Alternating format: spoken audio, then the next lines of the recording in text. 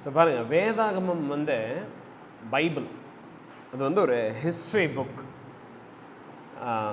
அதில் எழுதப்பட்டிருக்கிற சம்பவங்கள் அனைத்துமே உண்மையாலுமே நடந்த ஒரு வரலாற்று சம்பவமாக இருக்குது. இது வந்து ஒரு ஃபேண்டசி கிடையாது, யாரோ ஒருத்தருடைய இமேஜினேட்டிவ் ஒர்க் கிடையாது. யாராவது ஒரு ஆள் வந்து ஒரு மரத்துக்கடியில் உட்காந்து அவங்களுக்கு தோணுனதையெல்லாம் எழுதியிருக்கிறாங்க கிடையாது, அது மாதிரி கிடையாது. இது ஒரு கட்டுக்கதை வந்து கிடையாது. இது எல்லாமே ஆக்சுவலாக நடந்த சம்பவங்கள். உண்மையாலுமே எப்படி நேற்று முந்தா நேற்றுன்னு நம்ம சொல்கிறோம், நேற்று ஒரு சம்பவம் நினச்சி முந்தா நேற்று, அந்த மாதிரி 2000 வருஷம் முன்னாடி இல்லை அதுக்கும் முன்னாடி ஆயிரக்கணக்கான வருஷம் முன்னாடி நடந்த இருந்த ஆக்சுவல் பீப்புளை பற்றின புத்தகம் தான் இந்த வேத புத்தகம். ஸோ இதில் நம்ம பார்க்குற கதாபாத்திரங்கள், இதில் நம்ம பார்க்குற அவங்க செஞ்ச சம்பவங்கள், செயல்கள் எல்லாம் இருக்குது பார்த்தீங்களா, அவங்க எல்லாமே உண்மையாலுமே அதை செஞ்சுருக்கிறாங்க. அதனால தான் இதில் வந்து எழுதப்பட்டிருக்கு. ஸோ பைபிளை நம்ம படிக்கிறப்போ நம்ம ரொம்ப க்ளோஸ் அட்டென்ஷன் வந்து நம்ம பே பண்ணணும் டு த டீட்டெயில்ஸ். இதில் எழுதப்பட்டிருக்கிற சின்ன சின்ன அந்த டீட்டெயில்ஸ் இருக்குது பார்த்தீங்களா, அந்த நுணுக்கமான காரியங்களுக்கு நம்ம ரொம்ப ஜாக்கிரதையாக நம்மளுடைய செவிகளை நம்ம சாய்க்கணும். நம்ம வந்து கேர்ஃபுல்லாக நம்ம அதை வந்து படிக்கிறதுக்கு நம்ம முற்பண்ணோம். Okay, so this is a history book. பைபிளுங்கிறது என்னது? இது ஒரு வரலாற்று ஒரு புத்தகமாக இருக்குது. அண்ட் பாருங்கள், வேதாகமத்தில் வந்து நிறைய பேருக்கு என்ன யோசிப்பாங்கன்னா, ஓகே இது வரலாற்று புக்கு அப்படின்னா 2000 வருஷத்தில் என்ன வேறு சம்பவமே நடக்கலையா? நிறைய காரியம் நடந்திருக்குல்ல, நிறைய முக்கியமான காரியமெல்லாம் நடந்திருக்கு. ஆனால் பைபிள் நீங்கள் அதெல்லாம் பார்க்க முடியாது. எத்தனையோ பயங்கரமான போர் நடந்திருக்கும். அலெக்சாண்டர் வந்து உலகத்தை ஃபுல்லாக அவர் வந்து கான்குவர் பண்ணார். அந்த ஹிஸ்ட்ரியெல்லாம் நம்ம பைபிளில் பார்க்க முடியாது. ஏன் அப்படின்னா, ஆமாம் பைபிள் வந்து ஒரு வரலாற்று ஒரு புத்தகமாக இருந்தாலும் it is not just any history. ஏதோ எல்லா வரலாறும் இதில் வந்து நம்ம பார்க்க முடியாது, இதில் நம்ம படிக்க முடியாது. இதில் ஸ்பெசிஃபிக்காக நம்ம பார்க்க இருக்கிற வரலாற்று எதை குறித்து அப்படின்னா ரிடெம்டிவ் ஹிஸ்ட்ரி, அதாவது மீட்பினுடைய வரலாறு. அப்படின்னா என்னன்னா, மனிதன் பாவியாக இருக்கிறான், அவன் பாவத்தில் இருந்து அவன் செஞ்ச காரியத்தை நம்ம பார்க்குறோம்.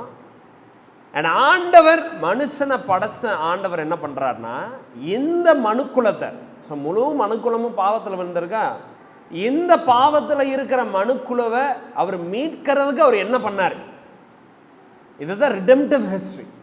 இதை தான் நம்ம ரிடெம்டிவ் ஹிஸ்ட்ரி நம்ம சொல்கிறோம். அண்ட் இதை பற்றின வரலாற்று படைப்பு தான் இந்த பைபிள்.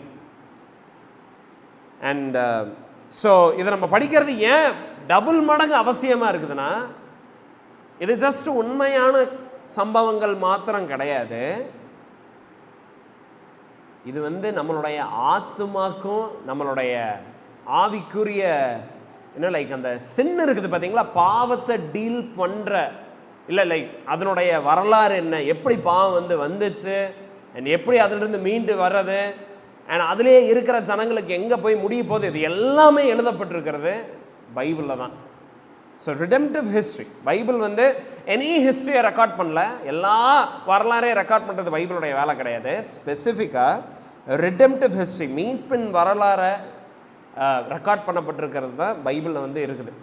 அண்ட் இதனுடைய சென்ட்ரல் ஃபிகர் பாருங்கள். ஸோ ஆண்டவர் வந்து மனுக்குலத்தை பாவத்திலிருந்து மீட்கிறதுக்கு ஆதாமுக்கு அப்புறம் நோவா, நோவாக்கு அப்புறம் வந்து மோசஸ், ஏப்ரஹாமுக்கு அப்புறம் வந்து ஐசக், ஜேக்கப், அதுக்கப்புறம் வந்து மோசஸுக்கு அப்புறம் வந்து தாவீது, இந்த மாதிரி பல பேர்த்து அனுப்பிச்சுட்டாலும் அவருடைய மீட்பின் அந்த அந்த அந்த ஒர்க் இருக்குது பார்த்தீங்களா, அந்த மீட்பின் பணி நிறைவேறினது யாருக்குள்ள அப்படின்னா ஜீசஸ் கிரைஸ்டுக்கு.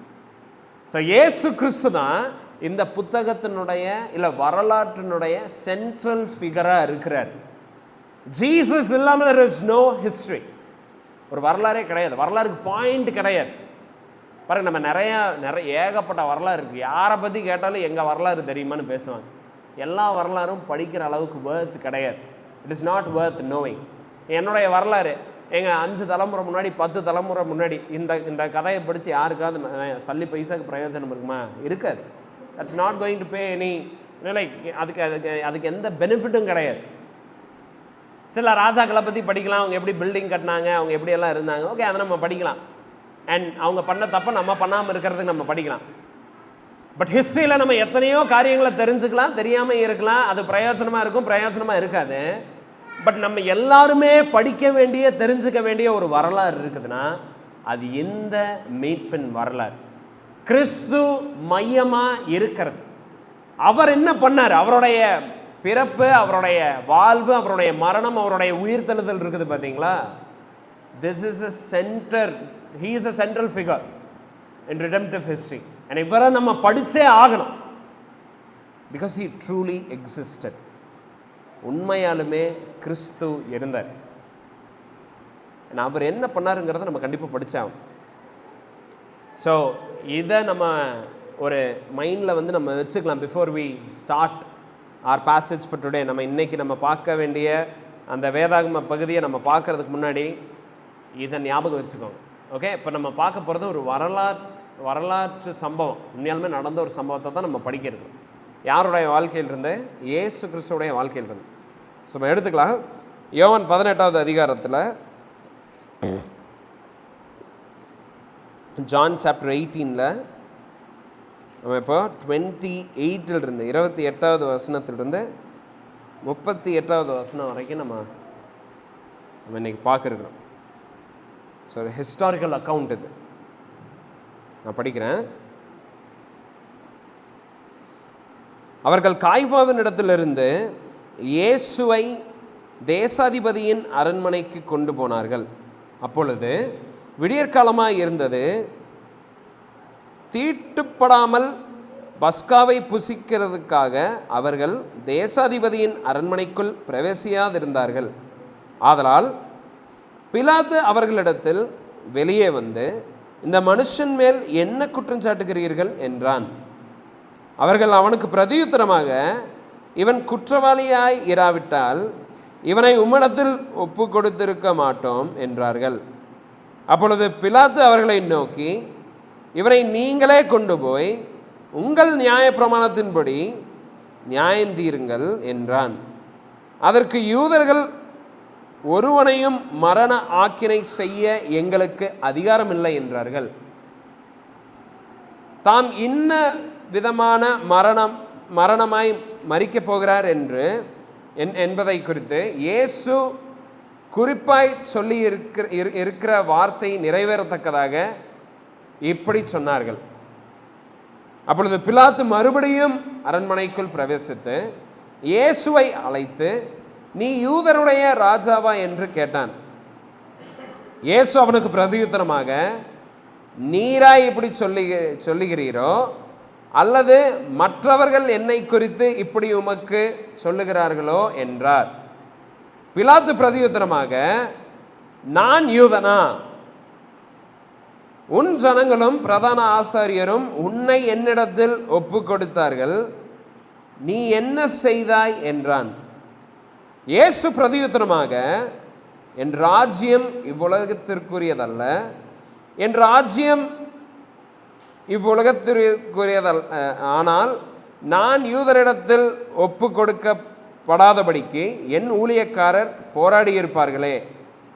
இப்படி இருக்க என் ராஜ்யம் இவ்விடத்திற்குரியதாய் அல்ல என்றார். அப்பொழுது பிலாத்து அவரை நோக்கி, அப்படியானால் நீ ராஜாவா என்றான்.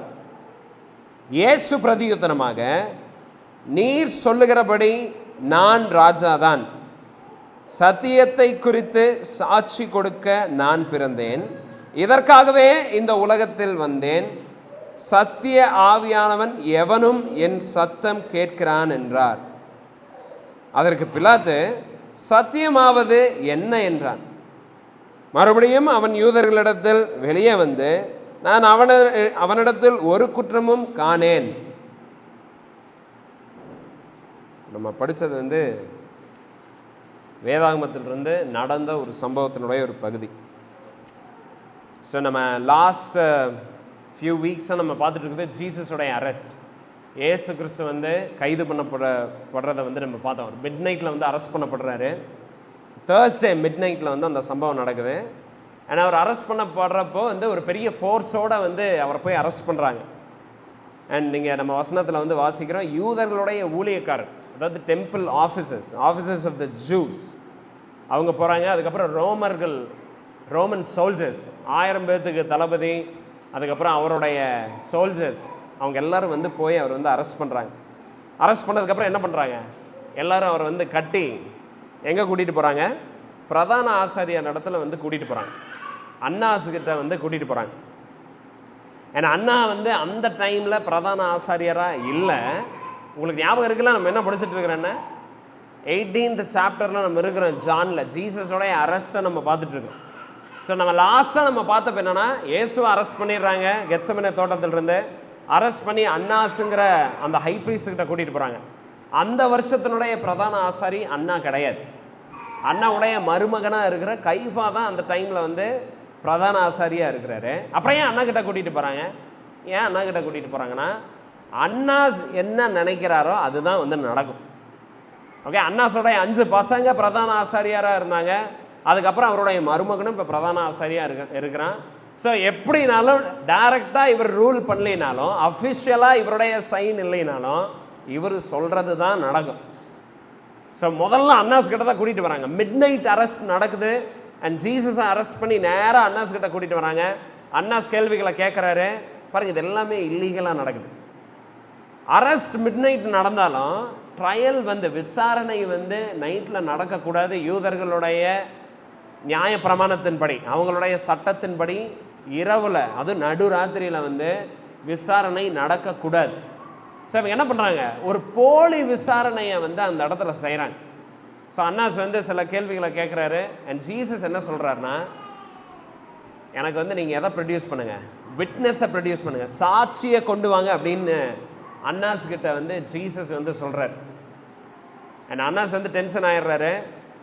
அன்னாஸுக்கு வந்து தெரிஞ்சிருச்சு, ஓகே இதுக்கு மேலே இவர்கிட்ட பேசி எந்த யூஸும் இல்லை அப்படின்னு. எப்படினாலும் ஜீசஸ் கிட்ட பேசுறதுக்கெல்லாம் இவங்க கூப்பிடல, அவரை அரெஸ்ட் பண்ணி அவரை கொல்லணும், அதுதான் அவங்களுடைய பிளான். ஸோ கூட்டிகிட்டு வராங்க. ஜீசஸோடைய பேச்சு வந்து அன்னாஸுக்கு வந்து ஒத்து வர மாதிரி தெரியல. அன்னாஸ் இப்போ யார்கிட்ட அனுப்பிச்சிடுறாரு, கைஃபா கிட்ட அனுப்பிச்சிடுறாரு. Okay, so second round of trial வந்து நடக்குது. யூதர்களெல்லாம் சேர்ந்து 3 விசாரணையை நடத்துகிறாங்க, ரோமர்கள் 3 விசாரணையை நடத்துகிறாங்க. மொத்தமாக 6 விசாரணை நடக்குது. 6 விசாரணை இயேசு கிறிஸ்துக்கு நடந்து ஒரு சாட்சி கூட இல்லை. ஆனால் அவருக்கு தர்ற தண்டனை என்னது, மரண தண்டனை. பாருங்கள், பயங்கரமான அநீதி வந்து நிறைவேறிட்டு இருக்குது இந்த இடத்துல வந்து. ஐ மீன் அன்ஃபோல்ட் ஆகிட்டு இருக்குது.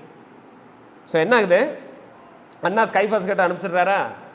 கைஃபாஸ் வந்து நடுராத்திரியில் சென்ஹெத்ரினை எல்லாம் கூப்பிட்டு வச்சு உட்காந்துட்டு இருக்கிறார். சென்ஹெத்ரினுங்கிறத நான் ஆல்ரெடி சொன்னேன், யூதர்களுடைய சுப்ரீம் கோர்ட். 70 பேர் இருப்பாங்க. அண்ட் ஹை ப்ரீஸ்டோட சேர்த்து, பிரதான ஆசாரியனோட சேர்த்து எத்தனை பேர், 71 பேர். அதனுடைய சேர்மன் வந்து பிரதான ஆசாரி. ஸோ அவங்க எடுக்கிற முடிவுகளை வந்து இவர் ஃபைனலாக இவர் சைன் பண்ணி அதை வந்து அப்ரூவ் பண்ணுவார். ஸோ நடு ராத்திரியில் சென்ஹெத்ரினில் 70 பேரை வந்து கூப்பிட்டு இவர் வந்து உட்காந்துட்டு இருக்கிறார். யார், கைஃபா. அண்ட் இந்த கைஃபா தான் என்ன சொன்னார், எல்லாரும் மறிக்கிறத பார்க்கலாம் ஒரு மனுஷன் மறிக்கிறது மேல் நலம்னு சொன்னது யார், கைஃபா தான். அவனையவே அறியாமல் எப்படி பாலாம் வந்து தீர்க்க தரிசனம் உரைச்சானோ, அதே மாதிரி கைஃபாவும் அந்த வருஷத்தினுடைய பிரதான ஆசாரியனாக இருந்ததுனால அவனையவே அறியாமல் அந்த ஆஃபீஸில் இருக்கிறதுனால அவன் தீர்க்க தரிசனமாக உரைச்சது என்னன்னா, கிறிஸ்து மறிக்கணும், அவர் மறிக்கிறது நலம் அப்படின்னு சொல்லி அவர் சொல்கிறார். அண்ட் இந்த கைஃபா கிட்ட தான் இப்போ கொண்டு வராங்க. ஸோ இப்போ ஆல்ரெடி இவங்கெல்லாம் டிசைட் பண்ணிட்டாங்க, ஜீசஸை அரெஸ்ட் பண்ணணும் அண்ட் அவரை வந்து கொல்லணும், அவ்வளோதான் பிளான். ஸோ ஜீசஸை அன்னைக்கு நைட்டே அவங்க வந்து எல்லோரும் கூடி வந்து உட்காந்துருந்தது எதுக்கு தெரியுங்களா, அவரை உண்மையாலுமே விசாரிக்கிறது கிடையாது. உன்னை கொல்ல போகிறேன் தம்பி, அதை உறுதி பண்ணுறதுக்கு தான் இந்த மீட்டிங்குங்கிற மாதிரி அவங்க ஆல்ரெடி பிளான் பண்ணி உட்காந்துட்டு இருக்கிறாங்க. பாருங்கள், ஒரு ஜட்ஜ் வந்து ஆல்ரெடி டிட்டர்மைன் பண்ணி உட்காந்துருக்கிறாருன்னு வைங்களேன், அவரை வந்து அந்த கேஸில் வந்து ஜட்ஜாக உட்கார வைக்க மாட்டாங்க. நம்மளுடைய ஓன் சட்டத்தில் கூட அப்படி தான். ஆல்ரெடி வந்து ஒரு ஜட்ஜ் வந்து இவன் நல்லவன் இவன் கெட்டவன் அவரே ஒரு முடிவுக்கு வந்துட்டாருன்னு வைங்களேன், அவர் நியாயாதிபதியை உட்கார வைக்க மாட்டாங்க. பட் இந்த இடத்துல நம்ம என்ன பார்க்குறோன்னா, entire supreme court of Jews, யூதர்களுடைய சுப்ரீம் கோர்ட் எல்லோரும் சேர்ந்து இவரை கொல்ல போகிறோன்னு முடிவு பண்ணி, அண்ட் இதுக்கு வந்து ப்ரிசைட் பண்ணிகிட்டு இருக்கிற அந்த சீஃப் ஆஃபீஸர் இருக்கிறாரு பார்த்தீங்களா, கைஃபாஸ், அவரும் அந்த முடிவோடு உட்காந்துட்டு இருக்கிறார். அண்ட் ஜீசஸை கொண்டு வராங்க. ஏசு கிறிஸ்துக்கிட்ட அவங்க வந்து பலவிதமான அக்யூசேஷன்ஸை வைக்கிறாங்க. அவர் சாட்சிகளை கேட்குறாரு, அவங்க சாட்சிகளை ப்ரொடியூஸ் பண்ணுறாங்க. எல்லாம் பொய் சாட்சி, எல்லாம் தாறுமாறாக வந்து பேசுகிறாங்க. யாருமே ஒரு ஆள் கூட ஜீசஸை வந்து அக்யூஸ் பண்ண முடியல அந்த இடத்துல. பட் ஸ்டில் அன்றைக்கி என்ன அவங்க டிசைட் பண்ணுறாங்கன்னா, he has to be killed அப்படின்னு சொல்லி டிசைட் பண்ணுறாங்க. இப்போ அடுத்தது என்ன தெரியுங்களா, இப்போ இதை வந்து இல்லீகலான ஒரு மீட்டிங்கில் சன்ஹெத்ரின் நடுராத்திரியில் கூடக்கூடாது. இப்போ இந்த காரியத்தை வந்து லீகலைஸ் பண்ணுறதுக்கு, இதை வந்து நியாயப்படி தான் நாங்கள் இவரை விசாரிச்சோங்கிறத காட்டுறதுக்காக அதிகாலை வரைக்கும் வெயிட் பண்ணுறாங்க. அண்ட் அதிகாலை ஆன உடனே மறுபடியும் ஒரு தடவை எல்லாம் கூடி வந்து எல்லாரும் இவர் மேலே வந்து மரண தண்டனையை வந்து ப்ரொனவுன்ஸ் பண்ணுறாங்க. ஓகே, ப்ரொனவுன்ஸ் பண்ணி 6-6:30 மணி அளவில் இப்போ வேக வேகமாக எங்கே கூட்டிகிட்டு போகிறாங்க தெரியுமா, நேராக வந்து பிலாத்துக்கிட்ட கூட்டிகிட்டு போகிறாங்க. அதுதான் நம்ம வந்து பார்க்குறோம் இந்த இடத்துல. அந்த 18வது அதிகாரத்தில் 28வது வசனத்தில் நம்ம அதை தான் பார்க்குறோம். அவர்கள் கைஃபாவின் இடத்திலிருந்து இயேசுவை தேசாதிபதியின் அரண்மனைக்கு கொண்டு போனார்கள். இமீடியட்டாக எங்கே கொண்டு போகிறாங்க, தேசாதிபதியின் அரண்மனைக்கு வந்து கூட்டிகிட்டு போகிறாங்க. ஸோ பாருங்கள், மறுபடியும் நம்ம ரோமன், நான் ஹிஸ்ட்ரின்னு நான் ஏன் சொன்னேன்னு தெரியுங்களா, இதையெல்லாம் நம்ம ஹிஸ்டாரிக்கல் பர்ஸ்பெக்டிவ்ல இருந்து நம்ம இதை பார்க்காம இதனுடைய சிக்னிஃபிகன்ஸை இல்லை இங்கே நடந்துட்டு இருக்கிற சம்பவத்தை நம்ம கரெக்டாக அண்டர்ஸ்டாண்ட் பண்ண முடியாது. பாருங்கள், ஜூஸ் வந்து அந்த என்டையர் இஸ்ரேல் இருக்குது பார்த்தீங்களா, அது வந்து பல போர்ஷன்ஸாக டிவைட் ஆகிருந்துச்சு. 4-5 போர்ஷனாக டிவைட் பண்ணிட்டாங்க. ரோமர்கள் வந்து அதை ஆக்கிரமிச்சோன்னே அதை பல டிஸ்ட்ரிக்ஸாக பிரிச்சுட்டாங்க.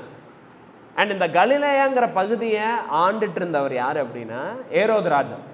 ஸோ ஏரோது தான் அங்கே ராஜா. ஆனால் அந்த ராஜா தனக்கு பிடிச்சதையெல்லாம் அங்கே பண்ணக்கூடாது, ரோமருக்கு பிடிச்சதை தான் அங்கே வந்து பண்ணணும். ரோம பேரரசர் அங்கே இருப்பார் பார்த்தீங்களா, அவருக்கு என்ன பிடிக்குமோ அதை தான் அங்கே அவர் செய்யணும். ஆனால் அதுக்காக அவர் அங்கே ராஜாவை விட்டுட்டாங்க. பட் ஜுடேயா இருக்குது பார்த்தீங்களா, ஜுடேயாங்கிறது இந்த ஜெருசலேம் இருக்கிற அந்த ஏரியா. அந்த ஏரியாவுக்கு யாரை அப்பாயிண்ட் பண்ணியிருந்தாங்கன்னா கவர்னர் அப்பாயிண்ட் பண்ணியிருந்தாங்க. அதுதான் வந்து தேசாதிபதி. இந்த தேசாதிபதி அந்த டைமில் யார் அப்படின்னா பிலாத்து. ஸோ பிலாத்துடைய கண்ட்ரோலில் தான் இருந்துச்சு. பிலாத்து யூஸ்வலாக ஜெருசலேமில் இருக்கிற ஆள் கிடையாது. பிலாத்துடைய குவார்ட்டர்ஸ், அவருடைய ரெசிடென்ஸ் வந்து எங்கே அப்படின்னா சசிரேங்கிற ஒரு பட்டணத்தில் அவருக்கு ஒரு குவார்ட்டர்ஸ் தரப்பட்டிருந்துச்சு. அங்கே தான் அவருடைய அரண்மனை இருக்குது. பட் பிலாத்து வந்து இந்த பஸ்கா பண்டிகையினால் பாருங்கள், இந்த யூதர்கள் வந்து very tough people to manage. இவங்களை வந்து அடக்கிறது அவ்வளோ சுலபமான காரியம் கிடையாது. ரோமர்களுக்கு ரொம்ப சேலஞ்சிங்கான பீப்புள் இவங்க. ஏன்னா இவங்க எப்போயாவது ஏதாவது கலவரத்தை கிளப்பிகிட்டே இருப்பாங்க. இவங்க எப்போவுமே எப்படின்னா எங்களுக்குன்னு ஒரு தனி நாடு, எங்களுக்குன்னு ஒரு தனி ராஜா, தாவீதனுடைய வம்சம் இப்படி நல்லா பேசிட்டு மேசியா வருவார் அப்படி நல்லா சொல்லிகிட்டே இருக்கிற கூட்டம். அதனால் ரோமர்களுக்கு இவங்களை மேனேஜ் பண்ணுறது ரொம்ப ட்ரிக்கியான காரியம். அது போக மித்தவங்க சாப்பிட்றதை இவங்க சாப்பிட மாட்டாங்க, மித்தவங்க உடுத்துற மாதிரி இவங்க உடுத்த மாட்டாங்க, சிலை வழிபாடு இவங்களுக்கு ஆகாது. இவங்க வந்து ஒரே தெய்வம் தான், பல தெய்வம் இல்லைன்னு சொல்கிறவங்க. அண்ட் ரோமர்கள் எதாவது நம்புறவங்கன்னா கடவுள் நிறையா கடவுள் இருக்குதுன்னு, ஹிந்துவிசம் மாதிரி. அண்ட் லைக் ஜூவிஷ் பீப்புள் வந்து த வெரி பர்டிகுலர், சிலை ஆகாது, ஒரே கடவுள் தான். அண்ட் அந்த ஒரே கடவுள் யாவே தான் அப்படின்னு சொல்லி லைக் ரொம்ப வைராக்கியமாக நிற்கிற ஜனங்க. அதனால் ஜூவிஷ் பீப்புள் வந்து இவ்வளோ ட்ரிக்கியாக இருக்கிறதுனால இவங்கெல்லாம் ஒன்று கூடி வர்றப்போ ரொம்ப ஜாக்கிரதையாக இருப்பாங்க ரோமன் கவர்மெண்ட். இந்த பஸ்கா பண்டிகையில் உலகத்தில் இருக்கிற எல்லா யூதர்களும் பஸ்காவை ஆசரிக்கிறதுக்கு வந்து ஜெருசலேமுக்கு வருவாங்க, அந்த நகரத்துக்கு. ஆனால் அந்த டைமில் என்ன பண்ணுவாங்கன்னா கவர்னர், அதுக்கப்புறம் வந்து ஏரோது, எல்லாரும் அந்த பட்டணத்துக்கு வந்துடுவாங்க. எல்லா ரோமன் லீஜியன்ஸ் உள்ளே வந்துடும், எல்லா ஆர்மி உள்ளே வந்துடுவாங்க, எல்லாம் வந்து ஸ்டேஷன் பண்ணப்பட்டிருப்பாங்க. எல்லாரும் அங்கங்கே வந்து ரெடி ஆகி இருப்பாங்க. ஏன்னா அவங்க எப்போ கிளர்ச்சியை கிளப்புவாங்க, எப்போ பிரச்சனை எழும்புனே தெரியாது. ஸோ எல்லாம் ரெடியாக அவங்கவுங்க பொசிஷன் எடுத்துருவாங்க. ஸோ பிலாத்து வந்து ஜீசஸை அரெஸ்ட் பண்ண அன்னைக்கு அவர் எங்கே இருக்கிறாரு, ஜெருசலேமில் தான் இருக்கிறார். இன்ஃபேக்ட் ஜெருசலேமில் அந்த ஜெருசலேம் ஆலயத்தினுடைய ஒரு சுவரை ஒட்டி இருக்கிற ஒரு அரண்மனையில் தான் அவர் இருக்கிறார். அவர் ரெகுலராக அங்கே தங்குறவர் கிடையாது. பட் அந்த பஸ்கா பண்டிகைக்காக அங்கே வந்து அவங்க தங்கிட்டு இருக்கிறார். ஓகே, இப்போ பாருங்கள், இந்த ரோமர்கள் வந்து ஸ்பெசிஃபிக்காக நான் ஆல்ரெடி சொன்ன மாதிரி மரண தண்டனையை யூதர்கள் வந்து யாருக்கும் தரக்கூடாது. அது வந்து இந்த கவர்னர் தான் தரணும். ஸோ அந்த கவர்னருக்கு சில பொறுப்பு இருந்துச்சு. அவர் ஜெருசலேமை அவர் ஆண்டுட்டு இருந்தார், அவர் ரூல் பண்ணிட்டு இருந்தார். ஏன்னா அவருடைய அங்கே வேலை என்ன தெரியுங்களா? டேக்ஸ் அங்கே கலெக்ட் பண்ண, அங்கே வந்து வரி வசூலிக்கணும், அங்கே லா அண்ட் ஆர்டர் மெயின்டைன் பண்ணணும், அங்கே வந்து சட்ட ஒழுங்கை வந்து அங்கே என்ஷூர் பண்ண வேண்டியது இந்த கவர்னர் தான். ஏன்னா அங்கே வந்து இந்த எந்த விதமான கிளர்ச்சியும் ஏற்படாத மாதிரி வந்து அந்த இடத்த வந்து நடத்தணும், அட்மினிஸ்டர் பண்ணி வந்து போகணும். இதெல்லாம் யாருடைய பொறுப்பு அப்படின்னா அந்த கவர்னருடைய பொறுப்பு தான். ஸோ இப்போ ஜூஸ் வந்து ஜீசஸ் அரெஸ்ட் பண்ணிட்டாங்க, கொல்லணும்னு திட்டம் போட்டுட்டாங்க, பட் கொல்ல முடியாது. ஏன்னா கவர்னர் இப்போ உள்ளே இருக்கிறார். ஸோ கவர்னர்கிட்ட பெர்மிஷன் வாங்காமல் மரண தண்டனையை யூதர்கள் யாருக்கும் அங்கே தர முடியாது. அதனால் இம்மீடியட்டாக என்ன பண்ணுறாங்கன்னா காலையில் 6:30 மணிக்கு எல்லாம் நேராக வந்து ஃபோர்ட் அண்டோனியோ போகிறாங்க. அங்கே தான் வந்து பிலாத்து வந்து அங்கே தங்கிட்டு இருக்கிறார், அந்த அண்டோனியோங்கிற ஒரு ஒரு ஒரு ஃபோர்ட்டில், அந்த மாளிகையில் இருக்கிறாரு. அண்ட் இவங்க எல்லாம் உள்ளே வராங்க. உள்ளே வந்து ஜீசஸை வந்து லைக் இப்போ உள்ளே அரெஸ்ட் பண்ணி பிலாத்தோடைய அந்த அந்த அந்த அவர் நியாயம் தீர்க்கிற அந்த விசாரணை பண்ணுற அந்த இடத்துக்கு வந்து அவரை உள்ளே எடுத்துகிட்டு போயிடுறாங்க. பட் யூதர்கள் மட்டும் உள்ளே போகல. ஏன்? இந்த இடத்துல போட்டிருக்குது பாருங்க, 28வது வசனம். அவங்களாம் வெளியிலே நிற்கிறாங்க, அந்த கோர்ட்யார்ட்லேயே நிற்கிறாங்க, அந்த ஒரு ஒரு பால்கனி மாதிரி இருக்கிற இடத்துல நிற்கிறாங்க. ஏனாமா அப்பொழுது விடியற்காலமாக இருந்தது, தீட்டுப்படாமல் பஸ்காவை புசிக்கிறதுக்காக அவர்கள் தேசாதிபதியின் அரண்மனைக்குள் பிரவேசியாது இருந்தாலும். இப்போ யூதர்கள் வந்து யாரை கொல்றாங்க? ஜீசஸை கொல்றாங்க. ஏதாவது தப்பு பண்ணியிருக்கிறாரா? எந்த தப்பும் பண்ண, எந்த பாவமும் பண்ணாதவர், எந்த விதத்துலையும் யாருக்குமே தீங்கு செய்யலை, இவரை கொல்ல போகிறாங்க இவங்கெல்லாம். இப்போ எதை இவங்க கடைப்பிடிச்சிட்டு இருக்கிறாங்க? தீட்டாயிடக்கூடாது, அந்த பில்டிங்குள்ளே போய் நாங்கள் எங்கேயாவது கரைப்பற்றக்கூடாதுன்னு. ஏன்டா எதை பண்ணிகிட்டு இருக்கிறீங்க? இப்போ எதை கைப்பிடிச்சிட்டு இருக்கிறீங்க? ஜீசஸ் இவங்களுக்கு ஐயோன்னார். மார்க்கில் சாரி மேத்யூவில் பாருங்கள், மத்தேயுவில் 23வது அதிகாரம் பாருங்களேன். இவங்க எந்த மாதிரி ஆளுங்கிறத நம்ம புரிஞ்சுக்கணும். 23வது அதிகாரத்தில் 23வது வசனத்தை நீங்கள் வாசிங்க பாருங்கண்ணா. ஏன் ஐயோ?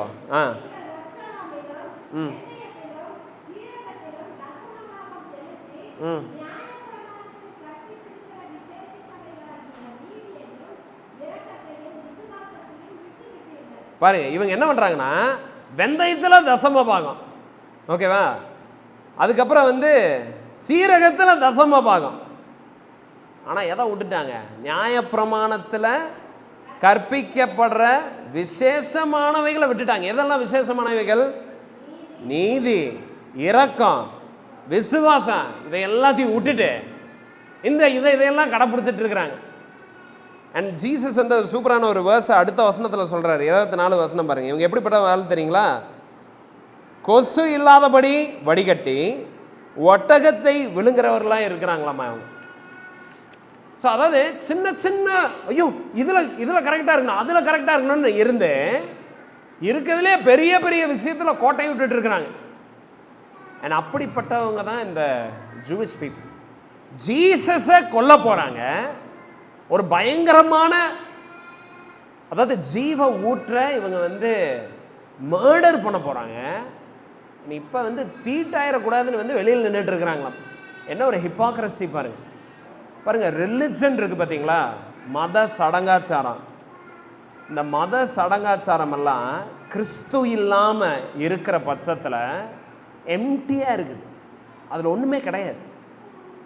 அது எம்டியாக இருக்குது, ஆனால் அது டேஞ்சரஸாக இருக்குது. சும்மா சர்ச்சுக்கு போயிட்டு இருக்கிறேன், ரெகுலராக நான் ஜெபம் பண்ணிடுவேன், ரெகுலராக பைபிள் படிப்பேன், ரெகுலராக நான் இந்த சடங்காச்சாரமான காரியத்தை எல்லாம் நான் பண்ணுவேன் அப்படின்னு சும்மா அதையெல்லாம் பண்ணிக்கிட்டே இருக்கிறாங்கன்னு வைங்களேன். They are the most deceived of all. எல்லாத்தோட வஞ்சிக்கப்படுறவங்க அவங்க தான். கிறிஸ்து இல்லாமல் இந்த காரியங்களை எல்லாம் பண்ணுறது வேஸ்ட். ஏசு கிறிஸ்துவை அறியாமல், அவர் யாருன்னே தெரியாமல், அவரோட எந்த ஒரு தனிப்பட்ட உறவும் இல்லாமல், அவரோட ஒரு ஐக்கியம் இல்லாமல் இந்த சடங்காச்சாரமான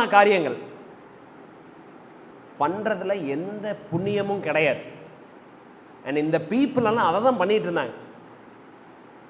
தசமபாகம், எல்லாத்துலேயும் தசமபாகம், வெந்தயத்தில் தசமபாகம், புதினால தசமபாகம், எல்லா லைக் சின்ன சின்ன வருமானத்துலேயும் தசமபாகம், அதெல்லாம் செலுத்திட்டு இருந்தாங்க. கரெக்டு.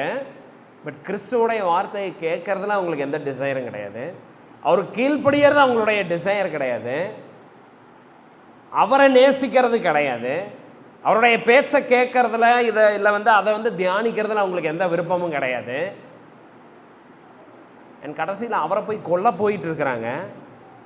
ஆனால் இப்போ வெளியில் தீட்டை பேசிகிட்டு இருக்கிறாங்க. ஐயோ, இப்போ நம்ம போயிட்டோம்னா பஸ்கா நம்ம ஆசரிக்க முடியாது அப்படின்னு சொல்லி. So empty religion without Jesus is empty. நம்ம பார்க்குற ஏகப்பட்ட மதங்களை நம்ம பார்க்குறோம். ஹிந்துவிசம் நம்ம பார்க்குறோம், எவ்வளோ டிவோட்டடாக அவங்க இருக்கட்டும். அப்புறம் கிரைஸ்ட் அங்கே இல்லை. That is dangerous.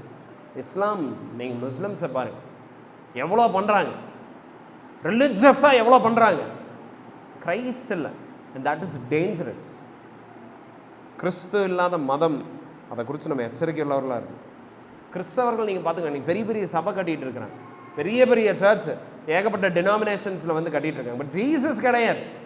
ஃபண்ட் இருக்குது, ஸ்கூல்ஸ் இருக்குது, நிறைய ஹாஸ்பிட்டல்ஸ் வச்சுருக்கிறாங்க, ஏகப்பட்ட பேர்த்த எம்ப்ளாய் பண்ணியிருக்கிறாங்க, நிறைய குட் ஒர்க்ஸ் பண்ணுறாங்க. பட் ஜீசஸ் கிடையாது. Again that is dangerous. பயங்கர டிசெப்டிவ் ஆஃப் ஆல் அது. ஸோ இந்த ஜனங்க பாருங்க, ஏசு கிறிஸ்துவ கூட்டிகிட்டு பிலாத்துக்கிட்ட போகிறாங்களா, அண்ட் இவங்கெல்லாம் வெளியிலே நிற்கிறாங்க. இப்போ ஜீசஸ் உள்ளே போயிட்டார். ஓகே. ஸோ இப்போ நீங்கள் ஜஸ்ட் இமேஜின் பண்ணி பாருங்கள், பிலாத்து கிட்ட இருக்கிறது யார்? ஜீசஸ். அவர் அறைக்குள்ளே இருக்கிறார். அண்ட் ஜஸ்ட்டு வெளியில் நடந்து போனால் பால்கனி கீழே நிற்கிறதெல்லாம் யார்? யூதர்கள் நின்றுட்டு இருக்கிறாங்க. இப்போ பிலாத்து தான் இங்கே யாராக இருக்கிறாரு? ஜட்ஜாக இருக்கிறாரு. இவர் தான் இங்கே நியாயம் விசாரிக்கிறவர். பட் இந்த சீன் எப்படி போயிட்டு இருக்கு தெரியுங்களா? இப்போ 2 பேர்த்தையும் வச்சு தானே விசாரிக்க முடியும். அப்போ பிலாத்து எப்படி விசாரிக்கணும்? இவர்கிட்ட கேட்டு அவர் எங்கே போகணும்? வெளியில் போய் நிற்கணும். இப்படி சொல்கிறாருப்பா, என்ன பண்ணுறது அப்படின்னு கேட்பார். அப்போ அவங்க ஒன்று சொல்லுவாங்க, அதை எடுத்துகிட்டு இவர் இங்கே சொல்லிட்டு இருப்பார், இப்படி தான் பண்ணிட்டு இருப்பார். ஓகேவா? இப்போ இந்த பிலாத்து யாருன்னு நம்ம தெரிஞ்சுக்கணும். பாருங்க, இந்த என்டையர் அக்கௌண்ட்டை நம்ம படிக்கிறதுக்கு முன்னாடி பிலாத்துங்கிற நபர் யார்? ஹூ இஸ் இஸ் இந்த பாண்டியஸ் பைலட் நம்ம தெரிஞ்சுக்கணும். பாருங்க, இந்த பிலாத்து யார் தெரியுங்களா? 26வது ஆண்டிலிருந்து 36வது ஆண்டு வரைக்கும் இவர் தான் கவர்னராக இருக்கிறார் ஜுடேயா பட்டணத்து மேலே. அவர் தான் அந்த என்டையர் அந்த ஏரியா மேலே அவர் தான் கவர்னர், ஸ்தானாதிபதியாக இருக்கிறாரு. அண்ட் லூக் 13வது அதிகாரம் 1வது வசனம் இவருடைய கேரக்டரை நமக்கு ஒரு it is shedding light on his character. அவருடைய குணாதிசயத்தின் மேலே ஒரு வெளிச்சத்தை அது போடுது. எப்படிப்பட்ட ஆளுன்னு பாருங்கள். இவர் என்ன பண்ணியிருக்கிறாருன்னு, கலிலேயருடைய ரத்தத்தை அவர்களுடைய பலிகளுடைய கலந்திருந்தான்னு சொல்லி இந்த இடத்துல நம்ம பார்க்குறோம். ஸோ கலிலேயில் இந்த ஆள் என்ன பண்ணியிருக்கிறாருன்னா, அங்கே இருக்கிற யூதர்களை வெட்டி கொன்று அந்த அந்த அந்த அந்த அவங்க பலி செலுத்த வந்திருக்கிறாங்க. இவர் அவங்கள போட்டு தள்ளிட்டார். அண்ட் இந்த மாதிரி ஒரு ரொம்ப ஒரு டார்ச்சரஸான ரொம்ப ஒரு ஈவில் விக்கெட் ஒரு கவர்னர். இந்த ஆளுக்கு நீதி நியாயம் தர்மம் அதை பற்றியெல்லாம் அக்கறை இருக்கிற ஆள் கிடையாது பிலாத்து. பிலாத்து பயங்கர குரூவலான ஒரு ஆள். கொத்தா ஜனங்களை கொல்றது it's not a matter for him. அவர் ஈஸியாக போட்டு தள்ளிட்டு போயிடுவார். ஹிஸ்டாரிக்கலாகவும் யூதர்கள் பிலாத்தை பற்றி எழுதியிருக்கிறது நல்ல காரியமே கிடையாது. He is a very worst man. ஒரு நல்ல ஒரு நபர் கிடையாது. பயங்கர கொடூரமான, நீதியை பற்றி அக்கறை இல்லாத ஒரு நபர் தான் இந்த பிலாத்து. ஆனால் இந்த பிலாத்து பதிலளிக்க வேண்டிய ஒரு இடம் இருந்துச்சு. புரியுங்களா? இந்த ரோமன் கவர்மெண்ட்டுங்கிறது ஒரு பெரிய ஒரு ஒரு ஒரு ஒரு ஒரு ஒரு ஸ்ட்ரக்சர். அப்படி நம்ம இந்தியாவில் நம்ம பார்க்குறோம். யூனியன் கவர்மெண்ட் இருக்குது, அதுக்கப்புறம் அந்த UPSC cadre like group 1, group 2, group 3, group 4 அந்த மாதிரி எல்லாம் நம்ம பார்க்குறோம்ல. அந்த மாதிரி இதில் நிறைய கேடர்ஸ் எல்லாம் இருக்குது. ஸோ பிலாத்து ஒரு லெவல் ஆஃப் ஒரு கவர்னன்ஸில் அவர் கவர்மெண்ட்டில் அவர் ஒரு இடத்துல இருக்கிறாரு, கவர்னராக இருக்கிறாரு. பட் இவருக்கு மேலே எல்லாம் ரிப்போர்ட் இவர் பண்ணணும்.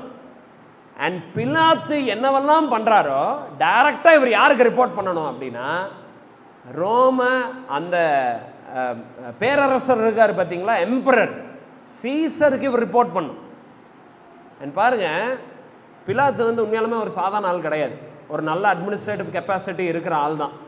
ஏன்னா இருக்கிறதுலையே கடினமாக இருக்கிற ஜனங்க யூதர்கள், இவங்கள ஆள்றதுக்கு நியமிக்கப்பட்டிருக்கிறாருன்னா அப்போ பார்த்துக்கோங்க.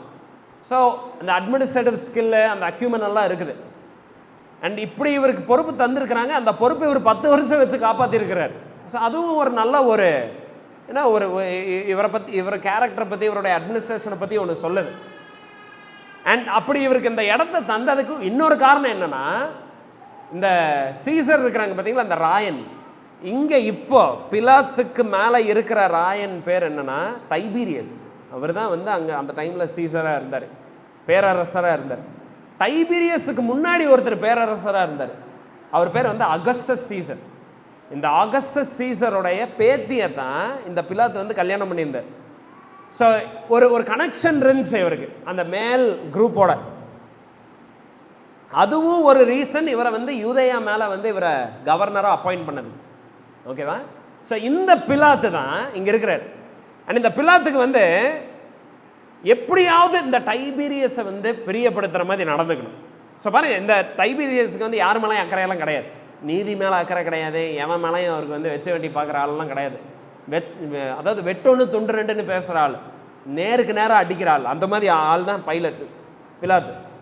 ஆனால் பிலாத்துக்கு வந்து டைபீரியஸ் இவருடைய பாஸ் இருக்கிறார் பார்த்தீங்களா, அந்த பேரரசர்கிட்ட நல்ல பேர் வாங்க. அவர்கிட்ட எந்த லைக் அவரை இது பண்ணிடக்கூடாது.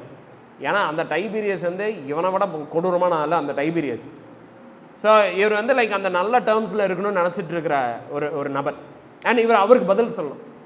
ஸோ இவருக்கு வந்து ஃபஸ்ட் டைம் அப்பாயின்மெண்ட் போடுறாங்க பிலாத்துக்கு. பிலாத்துக்கு என்ன சொல்கிறாங்கன்னா, யூதேயா ப்ராவின்ஸை நீ பார்த்துக்கோ அப்படின்னு சொல்லி அப்பாயின்மெண்ட் போட்டாங்க பார்த்தீங்களா. அந்த டைமில் இவர் என்ன பண்ணியிருக்கிறாருன்னா 3 காரியத்தை இவர் பண்ணியிருக்கிறார். விச் இரிட்டேட்டட் த ஜூஸ், யூதர்களை பயங்கரமாக அதை ஆக்ரோஷப்படுத்தின 3 காரியத்தை இவர் பண்ணியிருக்கிறார். ஒன்று என்ன பண்ணிட்டாருன்னா, ஃபஸ்ட்டு அப்பாயின்மெண்ட் போட்டு இவர் போகிறாரு. அந்த டைமில் அவங்கள பிரியப்படுத்துறதுக்கு சீசருடைய அந்த ராயனுடைய சிலையை எல்லாம் எடுத்துட்டு ஜெருசலேமுக்குள்ளே இவர் வந்து போகிறார். அவருடைய பெரிய ட்ரூப்பு எல்லாரும் வந்து அந்த ராயனுடைய சிலையை வச்சுட்டு உள்ளே நடந்து போயிட்டு இருக்கிறாங்க, அணிவகுத்து உள்ளே போய்கிட்டு இருக்கிறாங்க. அண்ட் இது யூதர்களுக்கு ஏற்றுக்க கொள்ள முடியாத ஒரு காரியம். ஏன்னா யூதர்கள் சிலை வழிபாட்டுக்கு முற்றிலும் எதிர்த்தவர்களாக இருக்கிறாங்க. They don't like idols. அதுவும் ஜெருசலேமுக்குள்ளே சிலையே இருக்கக்கூடாதுன்னு நினைக்கிறாங்க. இவர் பெரிய பெரிய சிலையை வச்சுட்டு உள்ளே நடந்து வந்துட்டு இருக்கிறார். அதனால் யூதர்கள் எல்லாம் என்ன பண்ணிட்டாங்கன்னா, இவருடைய அரண்மனையில் போய் காத்துட்ருக்குறாங்க இவரை சந்திக்கிறது. ஏன்னா அவர் வந்தோன்னு என்ன சொல்கிறாங்கன்னா, ஐயா எல்லாத்தையும் எடுத்துருங்க, சிலை ஆகாது, எங்கள் ஊருக்கு ஆகாது, நாங்கள் கும்பிடுற தெய்வத்துக்கு இது ஆகாது, சிலை எடுத்துருங்க அப்படிங்கிறார். அண்ட் பைலட் வந்து என்ன நினச்சிக்கிட்டாருன்னா, டே இவங்க எல்லாத்தையும் போட்டு தள்ளிடுவேன், எல்லாத்தையும் உனக்கு போட்டு லைக் இவனுக்கு எல்லாத்தையும் கொல்லுறங்க அப்படின்னு சொல்லி இவர் வந்து கமாண்ட் வந்து பண்ணுறார் அவருடைய லீஜியன்ஸ். இவங்க எல்லாம் போய் அவரை கொல்றதுக்கு போகிறப்போ, அந்த யூதர்களை வந்து கொல்றதுக்கு ரோமர்கள் போகிறப்போ, யூதர்கள் என்ன பண்ணிட்டாங்கன்னா எல்லாம் படுத்துட்டாங்களாம். வந்து எங்களை வெட்டுங்க, வெட்டிட்டு எங்களை கடந்து போங்கன்ட்டாங்களாம். ஃபஸ்ட்டு அப்பாயின்மெண்ட் ஆன இடத்துக்கு இப்படி போனால் நல்லாவா இருக்கும் அவருக்கு. அதனால் பிலாத்து என்ன பண்ணிட்டாருன்னா, ஐயோ இவனுக்கு வந்து நம்ம ஒன்றும் பண்ண முடியாது, சரி எல்லாம் பின் வாங்கிருங்கன்னு சொல்லி எல்லாத்தையும் வர சொல்லிட்டார். ஸோ முதல்லையே ஒரு வந்து ஒரு ஒரு ஒரு மொக்கை வாங்கின ஒரு சம்பவம் தான் ஆகுது பைலட்டுக்கு. ஸோ யூதருக்கும் அவருக்கும் ஆரம்பமே இப்படி தான் ஆகுது. ஜூஸ் பீப்புளுக்கு பிடிக்கலையா, ரெண்டாவது ஒரு ஒன்று பண்ணுறாரு. பிலாத்து என்ன பண்ணுறாருன்னா, ஜனங்களுக்கு ஒரு நல்ல திட்டத்தை ஒன்று அமைக்கலான்னு சொல்லி ஒரு வாய்க்காலை வந்து தோன்றார். ஒரு 60 கிலோமீட்டர் தூரத்திலிருந்து இருக்கிற ஒரு சோர்ஸ் ஆஃப் வாட்டரில் அதையும் ஜெருசலேமையும் கனெக்ட் பண்ணுறதுக்கு ஒரு வாய்க்கால் வெட்டலான்னு ஒரு பிளான் பண்ணுறார். இதுக்கு இவர் என்ன பண்ணிட்டாருன்னா, இவர் முதல்ல காசுக்கு கை வச்ச இடம் எது அப்படின்னா ஆலயம்தான். எருசலேம் தேவாலயத்தில் ஏகப்பட்ட காசு இருக்கும், அதை ஃபுல்லாத்தையும் ஆட்டை போட்டார், எல்லாத்தையும் எம்டி பண்ணி அந்த காசில் உங்களுக்கு வாய்க்கால் கட்டுறேன்னு சொல்லியிருக்கிறார். இவர் என்ன நினச்சிக்கிட்டாருன்னா, ஜனங்கள்லாம் ஓகேன்னு சொல்லுவாங்கன்னு நினச்சிக்கிட்டார். பட் யூதர்களாச்சே அவங்க என்ன பண்ணாங்கன்னா, மரியாதையாக வந்து அந்த காசை வச்சுருந்தாங்க. மறுபடியும் ஒரு கலவரம் வருது, வெட்டு குத்து பயங்கரமாக ஆகுது, 2 சைடும் பயங்கரமான வந்து உயிரிழப்பு வந்து நேரிடுது. இது 2வது என்கவுண்டர். 3வது என்ன பண்ணுறாருன்னா, பாருங்கள் இப்போவும் வந்து பிலாத்துக்கு வந்து புத்தி வரல. 3வது தடவை ஸோ ஒவ்வொரு தடவை இதெல்லாம் நடக்கிறப்ப யாருக்கு தெரிய வருது, டைபீரியஸுக்கு தெரிய வந்துட்டே இருக்குது. அதனால் டைபீரியஸ் வந்து பிலாத்தை பார்க்குறப்ப என்னடா பண்ணிகிட்டு இருக்கிறாங்க உட்காந்துங்கிற மாதிரி தான் அவர் பார்த்துட்ருக்கிறார். மூணாவது தடவை இவர் என்ன பண்ணுறாருன்னா மறுபடியும் வந்து ராயனுக்கு ஒரு ஒரு ஒரு ஒரு கேடகத்தில் அவருடைய ஃபேஸை வந்து எல்லாம் வச்சு ஒரு சிலை மாதிரி வச்சு ஜெருசலேமுக்குள்ளே அவர் வந்து வைக்கிறார். சில கேடகத்தை, பெரிய பெரிய கேடகத்தில் அந்த ராயனுக்கு வந்து ஒரு மரியாதை செலுத்துகிற விதத்தில் அவருடைய அந்த தோற்றத்தை எல்லாம் அவர் அதில் பதிக்கிறார். இதுவும் யூதர்களுக்கு பிடிக்கல. யூதர்கள் இவர்கிட்ட பேசி பார்த்தாங்க, இவர் வந்து அசர்ற மாதிரி தெரியல. யூதர்கள் என்ன பண்ணிட்டாங்கன்னா நேராக வந்து டைபீரியஸுக்கே லெட்டரை போடுறாங்க. டைபீரியஸ் என்ன சொல்கிறாருன்னா, உனக்கு இதுதான் கடைசி தடவை, மரியாதையாக அவங்கள புரிஞ்சு நீ நடந்துக்கோ, எந்த பிரச்சனையும் கிளப்பிடாது அப்படின்னு சொல்லி டைபீரியஸ் வந்து பிலாத்துக்கிட்ட இப்போ சொல்கிறாரு. மறுபடியும் பிலாத்துக்கு இப்போ பயங்கரமான நோஸ் கட். அண்ட் பிலாத்து வந்து என்ன பண்ணுறாரு, அது எல்லாத்தையும் அகற்றிடுறாரு. ஸோ இந்த சீனுக்கு நம்ம உள்ளே வர்றப்போ நம்ம என்ன ஒரு விஷயத்தை நல்லா புரிஞ்சுக்கலாம்னா, யூதர்களும் பிலாத்தும் ஒரு நல்ல டேர்ம்ஸில் கிடையாது. ஓகே, பிலாத்து வந்து யூதர்கள் சொல்கிறத செய்யணும், செய்யலைன்னா நாங்கள் போட்டு தந்துடுவோம் அப்படின்னு சொல்லி ஒரு பிளாக்மெயில் பண்ணிட்டு தான் இப்போ உள்ளே வராங்க. இப்போ ஜீசஸை அரெஸ்ட் பண்ணி உள்ளே கூட்டிகிட்டு வராங்களா? இப்போ பாருங்கள், கூட்டிகிட்டு வர்றப்போ 29வது வசனம் பாருங்கள். ஒரு பேசிக்கான குவெஸ்டனை இங்கே வந்து பிலாத்து கேட்குறாரு. என்ன கேட்குறாரு? ஆதலால் பிலாத்து அவர்களிடத்தில் வெளியே வந்து, இப்போ யூதர்களெல்லாம் வெளியில் நின்றுட்டு இருக்கிறாங்க, ஜீசஸ் உள்ள நின்றுட்டு இருக்கிறாரு. இப்போ வெளியில் வந்து இவர் என்ன கேட்குறாரு? வெளியே வந்து, இந்த மனுஷன் மேல் என்ன குற்றம் சாட்டுகிறீர்கள் என்றான். ஒரு சிம்பிள் குவெஸ்டன். தம்பி, நீங்கள் எல்லாம் இவனை கொல்ல விரும்புகிறீங்க, இவரை வந்து நீங்கள் சிலுவையில் அறையணும்னு சொல்கிறீங்க, என்ன பண்ணாரு இவர் நான் சிலுவையில் அறையிறதுக்குன்னு ஒரு கேள்வி கேட்குறாரு. பாருங்கள், மரண தண்டனைக்கு முன்னாடி இந்த கேள்வி கூட கேட்கலன்னா எப்படி? ஸோ ஒரு பேசிக் கொஸ்டின் வந்து அவர் கேட்குறாரு. இப்போ அதுக்கு அவங்களுடைய ரெஸ்பான்ஸ் என்ன தெரியுங்களா? அவங்களுடைய ரெஸ்பான்ஸ் பாருங்கள், என்ன போட்டிருக்குது படிங்களா அந்த வசனத்தை. 30வது வசனம். அவர்கள் அவனுக்கு பிரதியுத்தரமாக, இவன் குற்றவாளியாயிராவிட்டால் இவனை உம்மிடத்தில் ஒப்பு கொடுக்க மாட்டோம் என்றார்கள். ஸோ சிம்பிளாக என்ன சொல்கிறாங்கன்னா, தப்பே பண்ணலின்னா உங்கள்கிட்ட நாங்கள் வந்து நிறுத்துவோமா? நாங்கள் நிறுத்தி இருக்கிறோம்ல, அப்போ என்ன அர்த்தம்? தப்பு பண்ணியிருக்கிறாரு, நாங்கள் மரண தண்டனை தரணும்னு சொல்கிறோம்ல, அப்போ என்ன அர்த்தம்? நீ மரண தண்டனை தரணும், நீ எதுக்கு ஏன்லாம் கேட்காத அப்படின்னு வந்து இவங்களுடைய பதில் வந்து அப்படி இருக்குது. இப்போ பாருங்கள், லூக்கா 23வது அதிகாரத்தில் இவங்க அவர்கிட்ட எக்ஸ்பிளைன் பண்ணுறாங்க. 23வது அதிகாரத்தில் 2வது வசனம் பாருங்கள், அவங்க என்ன சொல்கிறாங்கன்னு 3 குற்றச்சாட்டை வைக்கிறாங்க பிலாத்துக்கிட்ட. ஜான் எழுதலை, பட் லூக் எழுதியிருக்கிறார்.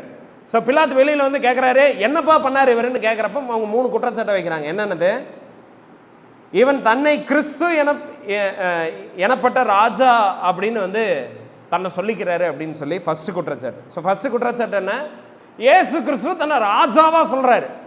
2வது குற்றச்சாட்டு என்ன? ராயருக்கு வரி கொடுக்க வேண்டாம் அப்படின்னு அவர் சொல்கிறாராம். 3வது என்ன? ஜனங்களை கலங்கப்படுத்தினாராம். ஆஸ்இன் ஒரு ஒரு ஒரு ரயட்டை வந்து கிரியேட் பண்ணுறாரு. இந்த 3 குற்றச்சாட்டை அவங்க சொல்கிறாங்க. இப்போ பாருங்கள், பிலாத்துக்கு வந்து இந்த கலகத்தை ஏற்படுத்துகிறவங்கள பல பேர்த்த பார்த்த ஆள். ஜீசஸ் உள்ள கண்ணு முன்னாடி நின்றுட்டு இருக்கிறார். இவரை பார்த்தா ஒரு இன்சரக்ஷனிஸ்ட் மாதிரியெல்லாம் தெரியல. இவரை பார்த்தா ஏதோ கலகத்தை ஏற்படுத்தி ரோமருக்கே ஒரு பிரச்சனையை ஏற்படுத்துகிற ஆள் மாதிரி தெரியல. அதனால் பிலாத்து வந்து அவங்க சொல்கிறத எதையுமே நம்பலை. ஆனால் இவங்க சொன்னாங்க பார்த்தீங்களா, அவர் வரி வசூலிக்க வேணான்னு சொல்கிறாரு, அதுவும் அவர் சொல்ல. அவர் என்ன சொன்னார்? இன்ஃபேக்ட் ஜீசஸ் என்ன சொன்னார் ரொம்ப ஃபேமஸாக? ராயனுக்குரியதை நீங்கள் ராயனுக்கு தாங்க, தேவனுக்குரியதை தேவனுக்கு தாங்கன்னு சொன்னார். ஸோ இவங்க குற்றப்படுத்துகிறாங்க அவரை. பட் பிலாத்தே அதை நம்பலை. பிலாத்துக்கே அது பிலீவபிளாக இல்லை. ஏன்னா இவராடா அப்படி எல்லாம் பண்ணியிருப்பார் அப்படிங்கிற மாதிரி அவர் போய் சொல்கிறாரு. ஆனால் அதுக்கு தான் அவங்களுடைய ரெஸ்பான்ஸ் என்னவா இருக்குதுன்னா, அந்த 18வது அதிகாரத்தில் 30வது வசனத்தில் நம்ம பார்க்குறோம், இவர் தப்பு பண்ணாமல் நாங்கள் வந்து நிறுத்தியிருப்போமா? நாங்கள் நிறுத்தி இருக்கிறோமில்ல, அப்போ தப்பு பண்ணியிருக்கிறாருன்னு அர்த்தம். அப்போ நீ என்ன பண்ண? அவர் கொலையை வந்து அவருக்கு வந்து நீ மரண தண்டனையை தான் சொல்லி வந்து அவர் அங்கே சொல்கிறார். அந்த ஜனங்கள்லாம் அவர்கிட்ட சொல்கிறாங்க. அண்ட் பிலாத்துக்கு வந்து பாருங்கள், இப்போ இந்த இடத்துல வந்து மனசாட்சி வருது. இவரை பார்த்தா எந்த விதத்துலையும் அவங்க சொன்ன மாதிரி தெரியல. இவரை கொல்றது இவருடைய மனசாட்சிக்கு ஒத்து வரல. 2வது பாருங்கள், இந்த சம்பவமெல்லாம் நடைபெற்றுட்டு இருக்கிறப்போ அவருடைய மனைவி கூட அவங்க இனிதான் வந்து சொல்லுவாங்க. பட் அவங்களும் வந்து ரொம்ப துன்பப்பட்டிருக்கிறாங்கன்னு நம்ம வந்து பார்ப்போம். ஸோ அவங்க மனைவி கூட ஒரு நைட்டு ஃபுல்லாக தூங்க முடியல ஜீசஸ்னால. ஸோ அவங்களும் வார்ன் பண்ணுறாங்க, தயவு செஞ்சு இந்த மனுஷனை நீ டிஸ்டர்ப் பண்ணிடாத அப்படின்னு சொல்லி. அண்ட் பிலாத்துக்கு வந்து அவருடைய மனசாட்சி உறுத்தில் அவருக்கு இவரை பார்த்தப்போ இவங்க சொல்கிற மாதிரி கெட்டவங்களாம் தெரியல, கண்டிப்பாக இவங்களாம் பொறாமை நிமித்தம் தான் இவரை ஃப்ரேம் பண்ணிகிட்டு இருக்கிறாங்கன்னு தெரியுது. அதனால் பிலாத்து இங்கே என்ன பண்ணுறாருன்னா, எப்படியாவது அந்த அந்த அந்த ரெஸ்பான்சிபிலிட்டியை யூதர்கள்கிட்டயே தள்ள பார்க்குறாரு. யூதர்கள்கிட்டயே தள்ளி அவர் என்ன சொல்கிறாருன்னா, நீங்களே போய் கொண்டுக்கோங்க அப்படிங்கிறார். ஸோ ஜீசஸ் உள்ளே நிற்கிறாரு, வெளியிலலாம் யூதர்கள் நின்றுட்டு இருக்கிறாங்க, வெளியிலையும் உள்ளேயும் போயிட்டு வந்துட்டு இருக்கிறாரு பிலாத்து. உள்ளேருந்து வெளியில் போய் சொல்கிறாரு, இவர் என்ன குற்றம் பண்ணாருன்னு சொல்கிறாரு, கேட்குறாரு. அவங்க சொன்னதை எல்லாத்தையும் வந்து ஜீசஸை பார்க்குறாரு, இவர் அந்த மாதிரி ஆள் இல்லைன்னு தெரியுது. மறுபடியும் வெளியே போய் என்ன சொல்கிறாருன்னா, இவரையெல்லாம் நான் எதுவும் பண்ண முடியாது. 31வது வசனம் என்ன சொல்கிறாருன்னு பாருங்கள். அப்பொழுது பிலாத்து அவர்களை நோக்கி, இவனை நீங்களே கொண்டு போய் உங்கள் நியாயப்பிரமாணத்தின்படி நியாயம் தீருங்கள் என்றான். ஸோ அவர் என்ன சொல்கிறார், ரொம்ப சிம்பிளாக, நீங்கள் என்ன பண்ணுமோ பண்ணிக்கோங்க, கொல்லணுமா கொண்டுக்கோங்க, ஐம் சாரி நியாயம் தீர்க்கும்னா நீங்கள் நியாயம் தீர்க்கோங்கன்னு சொல்லி விட்டுறாரு. இப்போ ஜூஸ் என்ன சொல்கிறாங்க, நாங்கள் நியாயமெல்லாம் தீர்த்துட்டோம், ஆனால் எங்களுடைய சட்டத்தின்படி இவருக்கு என்ன தண்டனை தரணும், கொலை தண்டனை தரணும், ஹி ஷுட் பி கில்ட். அதனால் அவங்க என்ன சொல்கிறாங்க, எங்களுக்கு அந்த அதிகாரம் இல்லைங்கிறாங்க. ஸோ எங்களுடைய நியாய பிரமாணத்தின்படி எங்களுடைய சட்டத்தின்படி இவர் ஆக்சுவலாக கொல்லணும், பட் எங்களுக்கு அந்த அதிகாரம் இல்லை அப்படிங்கிறார். இப்போ 32வது வசனம் ஏன் இது நடந்துச்சுன்னு சொல்லி போட்டிருக்கிறார். ஸோ பாருங்கள், ஸ்டீஃபனை வந்து இவங்க கொன்னாங்க ஆல்ரெடி. இவங்க வந்து லைக் இவங்க கொல்கிற ஆளுங்க தான். ஸ்டீஃபனை எப்படி கொன்னாங்க, அப்போ வந்து போய் லைக் ரோமர்கள்ட்ட பர்மிஷன் கேட்டால் இருந்தாங்க, கிடையாது. அப்போ வந்து அவங்க கொண்டுட்டாங்க. எப்படி கொண்டாங்க, கீழே தள்ளி கல் எறிஞ்சு கொண்டாங்க. ஜீசஸுக்கு மட்டும் ஏன் பெர்மிஷன் கேட்குறாங்க? ஏன் பெர்மிஷன் கேட்குறாங்கன்னா பாருங்கள், ஒரு ரீசன் என்னென்னா, ஏன்னா யூதர்கள்கிட்ட இந்த மூப்பர்கள் வந்து கெட்ட பேரை வாங்க விரும்பலை. ஜீசஸுக்கு ஒரு பயங்கரமான சென்டிமெண்ட் இருந்துச்சு. ஸோ அவங்க அவரை கொண்டுட்டாங்கன்னா இவங்க ஒரு பேட் லைட்டில் வந்து சித்தரிக்கப்படுவாங்க, அதை இவங்க விரும்பலை. ஸோ அதனால் வந்து பிலாத்து நீங்களே கொண்டுருங்க அப்படின்னு சொல்லி கேட்டுட்டு இருந்தாங்க. பட் அதை விட முக்கியமான ரீசன் என்னென்னா, ஆண்டவர் அவர் இப்படித்தான் சாவாருங்கிறத அவர் வந்து சொல்லியிருந்தார். அவர் வந்து அதை ப்ராஃபஸை பண்ணியிருந்தார், தீர்க்க தரிசனமாக அதை அவர் உரைச்சிருந்தார். என்ன சொல்லியிருந்தார் தெரியுங்களா? அந்த யோவான் 12வது அதிகாரம் 32வது வசனத்தை பாருங்களேன். ஜீசஸ் அவர் எப்படி மரிப்பாருங்கிறத அவர் சொல்லியிருந்தார். என்ன சொல்லியிருந்தார், நான் பூமியிலிருந்து உயர்த்தப்பட்டிருக்கும் போது எல்லாரையும் என்னிடத்தில் இழுத்துக்கொள்ளுவேன் என்றார். ஸோ ஜீசஸ் என்ன சொல்லியிருந்தார் தெரியுங்களா, நான் எப்படி கொல்லப்படுவேன்னா பூமியிலிருந்து உயர்த்தப்படுகிறது அந்த விதத்தில் தான் நான் கொல்லப்படுவேன். ஸோ க்ரூசிஃபிக்ஷன் எப்படி இருக்கும், சிலுவையில் அரைஞ்சு உயர்த்துவாங்க. ஜீசஸ் சொல்லியிருந்தார் அப்படித்தான் நான் மரிப்பேன்னு அவர் சொல்லியிருந்தார். பாருங்கள், கொலவெறியில் இருக்கிற யூதர்கள் கூட அவங்க நினைக்கிற மாதிரி ஆசின் அவங்களோட இஷ்டத்துக்கு அவர் கொல்ல முடியல. ஆண்டவர் கம்ப்ளீட் கண்ட்ரோலில் இருந்தார். அண்ட் ரோமர்கள் வந்து இவரை கொல்லவே விருப்பம் இல்லைன்னா கூட கடைசியில் இயேசு கிறிஸ்து சொன்ன விதத்தில் தான் அவர் வந்து சிலுவையில் அறையப்படுறார். இதெல்லாம் நம்ம பார்க்குறப்ப என்ன நம்ம அப்சர்வ் பண்ணுறோன்னா, பாருங்கள், மனுஷன் என்னதான் அவன் பிளான் பண்ணி என்னதான் அவன் நினச்சாலும் அல்டிமேட்டாக ஆண்டவர் டிட்டர்மைன் பண்ணியிருக்கிறது தான் நிறைவேறும். அண்ட் ஜீசஸ் அவர் சொன்ன மாதிரி 32வது வசனத்தில் பாருங்கள், தாம் இன்ன விதமான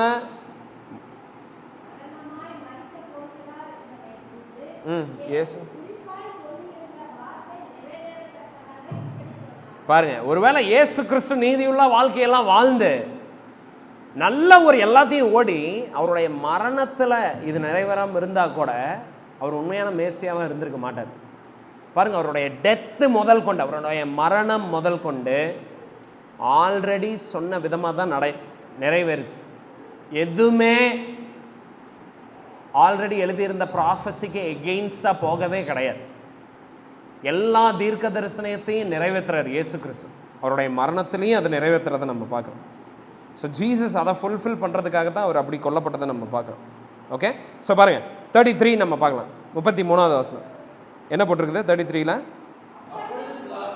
ஆ ஆ ஓகே. ஸோ பாருங்கள், இவங்க பல அக்யூசேஷனை வைக்கிறாங்கல்ல. அவர் தன்னை ராஜாவாக சொன்னார், அவர் வந்து டாக்ஸ் எல்லாம் கட்டக்கூடாதுன்னு சொன்னார், அதுக்கப்புறம் அவர் வந்து ஒரு கிளர்ச்சியை ஏற்படுத்துகிறாரு, இதெல்லாம் அவங்க சொன்னாங்க. பட் பிலாத்துக்கு ஒரே ஒரு பாயிண்ட் மட்டும்தான் அவருடைய மைண்டில் ரெஜிஸ்டர் ஆச்சு. என்னது? நீ உன்னை ராஜான்னு சொன்னியே, அது உண்மையா அப்படின்னு கேட்குறேன். ஏன்? ஏன்னா பாருங்கள், பிலாத்தோட என்டையர் லைஃபே டைபீரியஸை பிரியப்படுத்தணும். டைபீரியஸுக்கு எகெயின்ஸ்டாக எதையும் பண்ணிடக்கூடாது, இங்கே இருக்கிற வேலையை காப்பாற்றிக்கணும். அதுதான் அவருடைய என்டையர் கோலை. அண்ட் அதுக்கு பிரச்சனையை உண்டாக்குறது என்ன? அவரை சேலஞ்ச் பண்ணுற மாதிரி இன்னொருத்தன் எழும்புறது தான். ஆல்ரெடி டைபீரியஸ் ராஜா இருக்கிறாரு. அந்த காலத்தில் அவர் ஆளுகை செஞ்சுட்டு இருந்தான். இந்த டைமில் தீவிரவாதிகளை தவிர வேற யாரும் தன்னை ராஜான்னு சொல்கிற தைரியம் யாருக்குமே கிடையாது. ஜீசஸ் தன்னை ராஜான்னு சொன்னாரா அப்படிங்கிறத இப்போ அவருடைய மெயின் கேள்வி. அதனால் வந்து ஜீசஸ் கிட்ட கேட்குறாரு, எப்பா உன்னை பார்த்தா அந்த மாதிரிலாம் தெரியல, பட் நீ அப்படி கீழே சொன்னியே அப்படின்னு கேட்குறாரு. அதுக்கு பீட்டருடைய ஜீசஸுடைய ரெஸ்பான்ஸ் பாருங்கள். Are you king of the Jews? And 34 பாருங்கள் ஜீசஸ் என்ன சொல்கிறாருன்னு.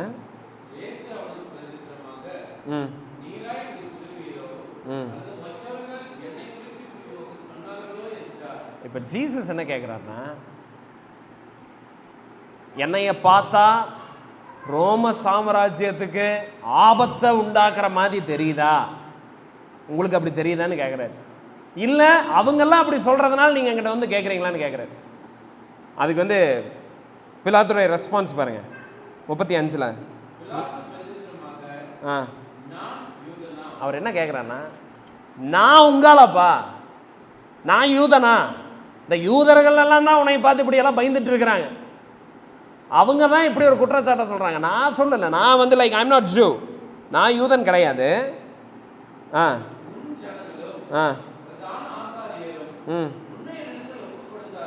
பாரு, நீ டைபீரியஸ்க்கு எகெயின்ஸ்டாக இருக்கிற மாதிரி எனக்கு தெரியல, பட் உன்னுடைய ஜனங்க சொல்கிறாங்க நீ அவருக்கு எகெயின்ஸ்டாக இருக்கிற அப்படின்னு, நீ உன்னை ராஜாவாக டிக்ளேர் பண்ணிக்கிற அப்படின்னு சொல்லி உன்னுடைய ஜனங்க தான் என்கிட்ட ஒப்பு கொடுத்தாங்கிறார். இப்போ பாருங்க, இவருக்கே புரியல பிலாத்துக்கு. என்ன ஏன் லைக் உன்னை பார்த்தா நீ எந்த தப்புமே பண்ணாத மாதிரி இருக்கு, என்னதான் நடக்குது, வாட் ஹாவ் யூ டன், என்ன பண்ணீங்க நீங்கள் அப்படின்னு கேட்குறாரு. அண்ட் பிலாத்து வந்து தன்னை ஒரு பயங்கரமான சுப்பீரியராக தான் இங்கே போர்ட்ரே பண்ணிகிட்டு இருக்கிறாரு. ஓகேவா? பட் என்ன பிலாத்துக்கு புரியலன்னா, இவங்க சொல்கிறதுக்கும் உன்னை பார்க்கறதுக்கு சம்மந்தமே கிடையாது அப்படிங்கிறத பிலாத்து கூட புரிஞ்சுக்கிட்டார். ஓகே, ஸோ பிலாத்துக்கு எந்த தவறுமே ஜீசஸ் கிட்ட தெரியலையா? பாருங்க இப்போ ஜீசஸ் என்ன ரெஸ்பாண்ட் பண்ணுறாருன்னு.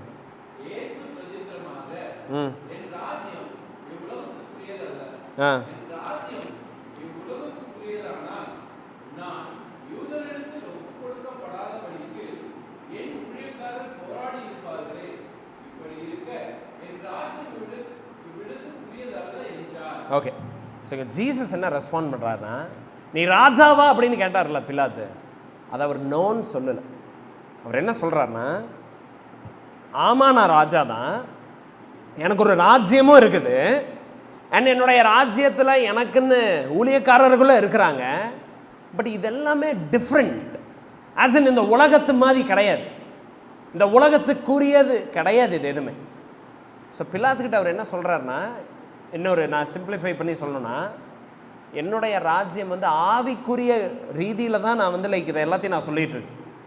பாருங்கள், ஜீசஸுடைய கிங்டம் எப்படி தெரியுமா? கிறிஸ்டியன்ஸாக நம்மளும் புரிஞ்சுக்கணும். நம்மளுடைய வேலை வந்து இந்த பூமியில் சண்டை போட்டு ஜெயிக்கிறது கிடையாது. கிறிஸ்டியானிட்டியை வந்து ஆர்மி மூலமாக, இல்லை வந்து ஒரு அடக்குமுறை மூலமாக, கம்பல்ஷன் மூலமாக, கவர்மெண்ட் மூலமாக கிறிஸ்தவர்களை ஆக்க வைக்க முடியாது. நம்ம யாரையும் கிறிஸ்தவனாக மாற்ற முடியாது. புரியுதா? அது உலகத்தில் இருக்கிறவங்க தான் அந்த வேலையெல்லாம் பண்ணுவாங்க. கிறிஸ்டியன்ஸ் நம்மளுடைய போராட்டம் எப்படிப்பட்டதாக இருக்குது? Our battle is not with flesh and blood. எபேசியர் நம்ம அதான பார்க்குறோம். நம்மளுடைய போராட்டம் எப்படிப்பட்ட போராட்டம் இல்லை, மாம்சத்தோடும் இரத்தத்தோடும் போராடுகிற போராட்டம் நம்மளது கிடையாது. அண்ட் ஜீசஸ் சொல்கிறாரு, இங்கே பாரு, என்னுடைய கிங்டம், என்னுடைய ராஜ்யத்தில் இந்த மாதிரி இந்த பராபாஸ் மாதிரி கத்தி எடுத்துட்டு வந்து எல்லாத்தையும் வெட்டி, அதனால தான் பேதுரு வந்து கத்தி எடுத்துகிட்டு வந்து லைக் அவர் வெட்டுறப்ப சொல்கிறாரு, அதை எடுத்து உள்ள வைங்க. கிறிஸ்டியன் கிங்டம் இருக்குது பார்த்தீங்களா, இது இப்படி அட்வான்ஸ் ஆகிறது கிடையாது. ஆனால் அதே மாதிரி ஜீசஸ் இங்கே என்ன சொல்கிறாருன்னா, என்னுடைய ராஜ்யம் அட்வான்ஸ் ஆகிறதுக்கு இந்த கிங்டமுடைய ஹெல்ப்பெல்லாம் எனக்கு தேவை கிடையாது. கிறிஸ்டியானிட்டி வந்து லைக் பெருகணுமா, அதுக்கு நமக்கு கவர்மெண்ட் சப்சிடி வேணும், கவர்மெண்ட் நமக்கு ஹெல்ப் பண்ணணும், கவர்மெண்ட்டில் நமக்கு பெரிய பெரிய ஆஃபீஸஸ் நமக்கு தெரிஞ்சுக்கணும், யாருமே தேவை கிடையாது. கிறிஸ்துவனுடைய ராஜ்யம் யார் இருந்தாலும் யார் இல்லைனாலும் முன்னேறி போய்கிட்டே இருக்கும். அண்ட் இந்த இடத்துல வந்து பிலாத்துக்கு வந்து அவர் அதுதான் சொல்கிறார், பாரு நான் ராஜா தான், என்னுடைய ராஜ்யம் வேறு, நான் ராஜா தான், நான் வேற மாதிரி ராஜா. எந்த மாதிரி ராஜா? ஜீசஸ் எந்த மாதிரி ராஜா தெரியுங்களா? ஜீவனை தந்தார் பாவிகளுக்கு. எந்த ராஜா அப்படி இருக்கிறார்? He gave his life for the sinners. அவர் வந்து சேவை கொல்ல வரல அப்படின்னு சொல்லி நம்ம பைபிளை பார்க்கணும், அவர் சேவை செய்ய வந்தார். அண்ட் தேவனுடைய ராஜ்யம் எப்படிப்பட்டதாக இருக்குதுன்னா, பிதாவை மகிமைப்படுத்துகிற ஒரு ராஜ்யமாக இருக்குது, மனுஷனை கிடையாது. அண்ட் பாருங்கள், இதெல்லாம் முற்றிலும் அப்படியே ஆப்போசிட்டில் இருக்குது, போலார் ஆப்போசிட். உலகத்தில் இருக்கிற ராஜ்யத்துக்கும் தேவனுடைய ராஜ்யத்துக்கும் சுத்தமாக சம்மந்தமே கிடையாது. ஜீசஸ் சொல்கிறாரு, என்னுடைய ராஜ்யம் வேறு.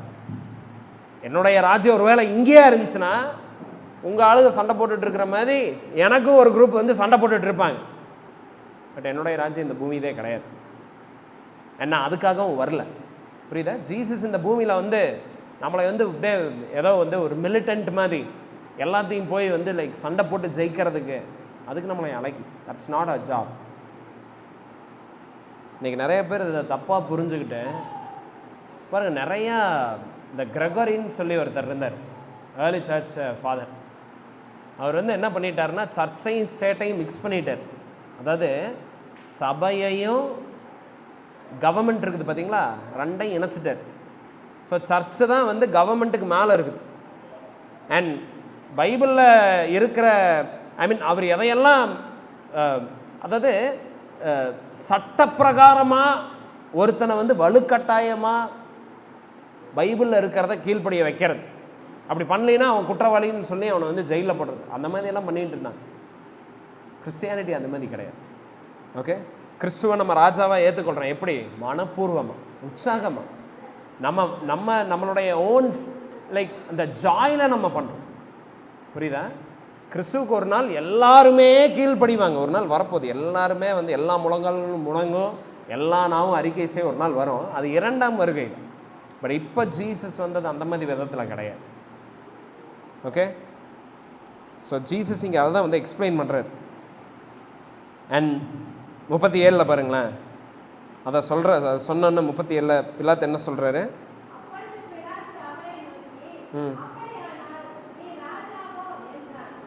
அண்ணே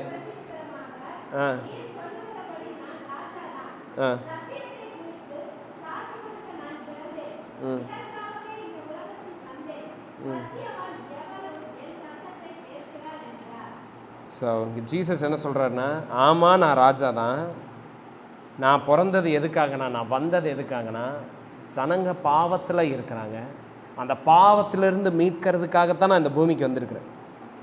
அண்ட் பாவத்தில் இருக்கிற பாவத்திலிருந்து மீட்கிறதுக்கு தான் இந்த பூமியில் வந்திருக்கிறேன். அண்ட் பாவத்திலிருந்து மீட்கிறதுக்கு அவங்களுக்கு ஒரு ரட்சகர் தேவை, அவங்களுக்கு ஒரு மீட்பர் தேவை. நான் தான் அந்த மீட்பர். இந்த சத்தியத்தை குறித்து சாட்சி சொல்கிறதுக்கு தான் இந்த பூமிக்கு வந்திருக்கிறாங்கிறார்.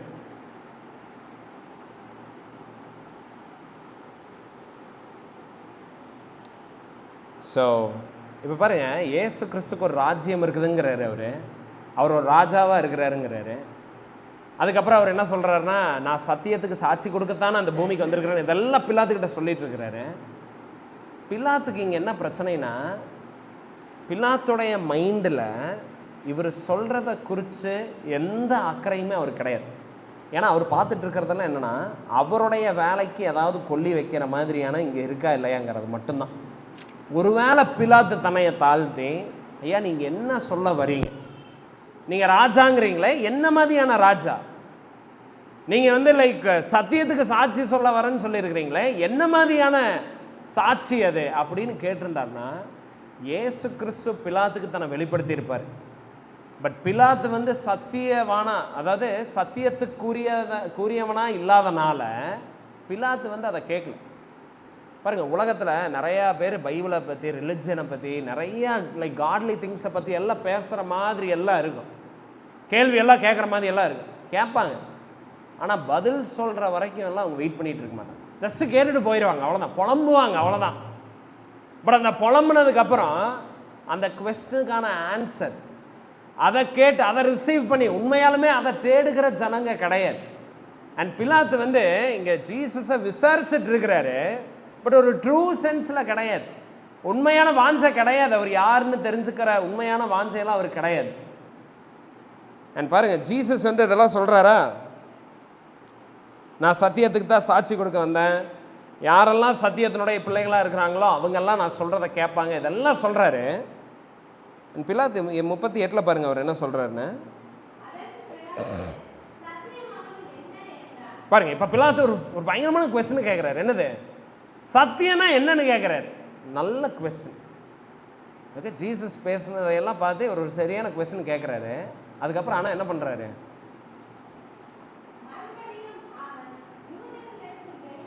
பாருங்க அப்படின்னு கேட்டுட்டு வெளியே போயிட்டார். ஸோ பிலாத்துக்கு வந்து ஒரு ட்ரூ ஜென்யுவன் சீக்கிங் கிடையாது. இயேசு கிறிஸ்து தனக்கு மிக சமீபத்தில் இருந்துமே he missed the truth. இயேசு தான் வழி, சத்தியம், ஜீவன் நம்ம பார்க்கணும். But he never knew Jesus because he never desired truth. சத்தியத்தை தெரிஞ்சுக்கணுங்கிற உண்மையான வாஞ்சியே கிடையாது பிலாத்து. ஆனால் அதனால் அவர் அங்கிருந்து அங்கே வெளியில் போயிடுறாரு. வெளியே போய் யூதர்கள்ட்ட என்ன சொல்கிறாரு பாருங்க. அண்ட் பிலாத்துடைய ஃபைனல் வேர்டிக்ட் என்ன தெரியுங்களா, ஃபஸ்ட்டு வேர்டிக்ட், இவர்கிட்ட எந்த குற்றமே நான் பார்க்கலைங்கிறேன். ஸோ ஜீசஸுக்கு நடந்த 4வது ட்ரையலில், ஸோ ஃபர்ஸ்ட் 3 ட்ரையல் யூதர்கள் பண்ணுறாங்க, 4வது ட்ரையல், இன்னும் 2 ட்ரையல் ரோமர்கள் பண்ணுவாங்க. இப்போ 4வது ட்ரையல் யார் பண்ணுறா, ரோமர்கள் பண்ணுறாங்க. அண்ட் அதில் பிலாத்து என்ன சொல்கிறாரு, இவர்கிட்ட எந்த குற்றமும் இல்லைங்கிறது. பாருங்க, இத்தனை பேர் ஒரு மனுஷனுக்கு விரோதமாக வந்து ஒரு குற்றத்தை கண்டுபிடிக்க முடியல. ஜீசஸோடைய லைஃப்பை வந்து லைக் நம்மளால் பார்க்க முடியும்.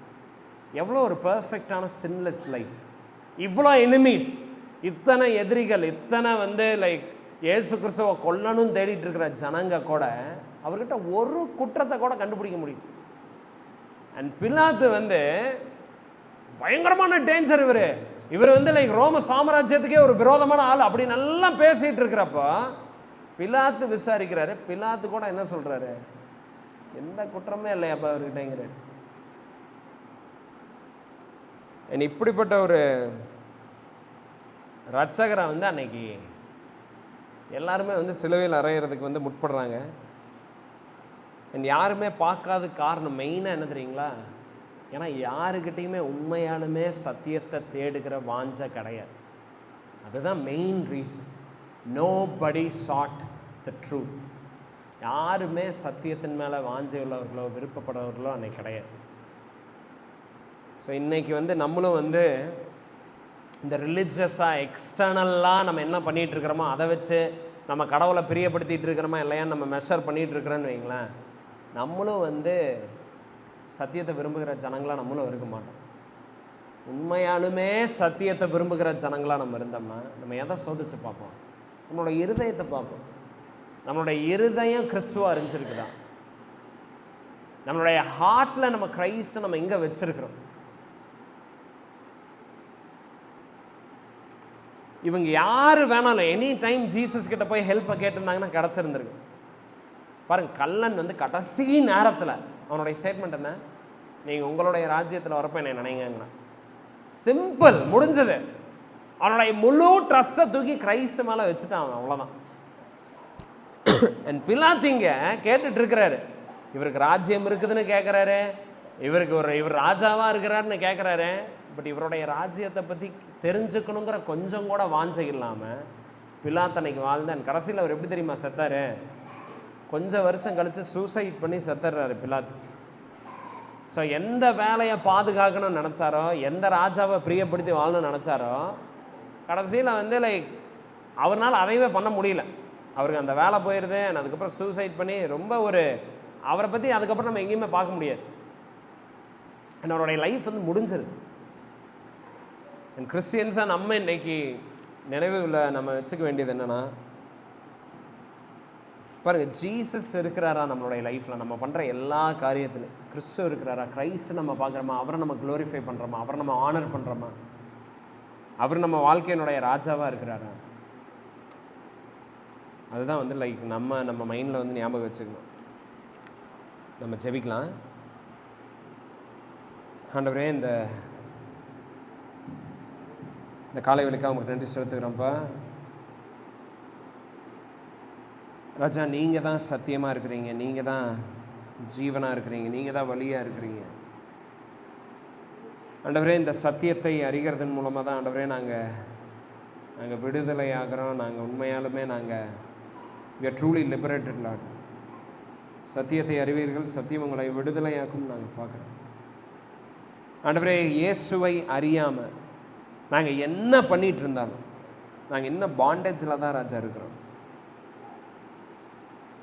கிறிஸ்துவை நாங்கள் முழுசாக விசுவாசிக்காமல், நாங்கள் பாவிங்கிறத இன்னும் நாங்கள் உணராமல், பாவத்திலிருந்து எங்களை மீட்கிறதுக்கு ஒரு மீட்பர் வேணுங்கிற உணர்வு எங்களுக்கு இல்லாமல், ஏன்னா அந்த மீட்பர் இயேசு கிறிஸ்து தாங்கிறத நாங்கள் உணராமல், ஒவ்வொரு நாளும் இந்த காரியங்களை நாங்கள் உணராமல் ஒருவேளை நாங்கள் வாழ்கிறோன்னா ராஜா, நாங்கள் சத்தியத்தை நாங்கள் அறியாத ஜனங்களாக நாங்கள் வாழ்ந்துட்டுருக்குறோன்னு அர்த்தம் ராஜா. ஆண்டவரே, ஒவ்வொரு நாளும் உங்களுடைய தேவையை நாங்கள் உணர்ந்து கொள்ள கிருபை செய்யுங்க. உங்களை சார்ந்து நாங்கள் வாழ்கிறதுக்கு நீங்கள் எங்களுக்கு கற்றுத்தாங்க ராஜா. இப்போ கூட ஆண்டவரே, நாங்கள் திருவிருந்து எடுக்க நாங்கள் இருக்கிறோம் ராஜா. நீங்கள் எங்களை சாங்டிஃபை பண்ணுங்கள். எங்களை நாங்கள் சோதித்து பார்த்து, நிதானித்து பார்த்து இந்த திருவிருந்தெல்லாம் ஆண்டவரே நாங்கள் பங்கு பெற கிருபை செய்யுங்க. நீங்கள் கனப்படுங்க, மகிமையடைங்க. இயேசு நாமத்தில் கேட்டுக்கொள்கிறேன் நல்ல பிதாவே. ஆமென். நம்ம இப்போ கூட நம்ம திருவிருந்து